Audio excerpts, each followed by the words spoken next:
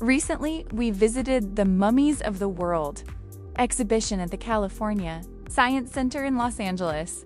It is a separate exhibition, so you need to buy a separate ticket for this part. And honestly, it leaves a very strong impression. On one hand, the exhibition is educational and very interesting. A lot of people visit it, even families with children.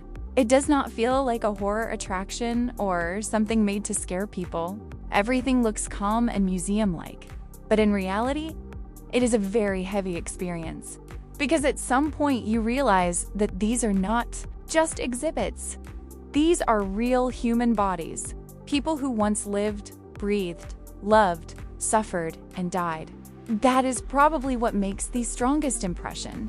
We are used to seeing a person alive through their face, movement, voice, and personality.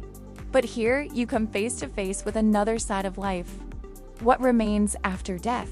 After the soul, energy, and movement are gone. And it makes you think differently about the human body, about time, and about life itself.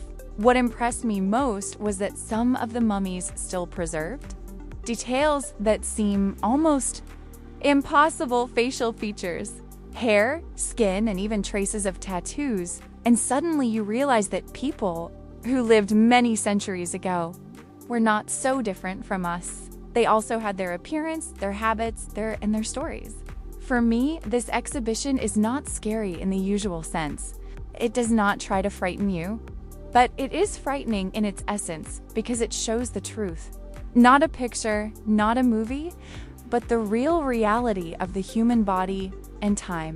One of the most powerful parts was the Hungarian family shown near the end of the exhibition. They were found in an old church crypt in Hungary, and their bodies were naturally preserved. Because of the special climate inside the crypt, there was a husband, a wife, and a small child. The husband was 41 years old, and that is also striking. Today, 40 is not considered old at all, but in those times, people often died much earlier. After this exhibition, what stays with you is not exactly fear, but a kind of inner silence. You leave feeling a little different than when you entered. You begin to feel the value of life, the body, your breath, and the present moment more deeply. And maybe that is the real power of this exhibition. It does not only show the past, it very personally reminds you of the present.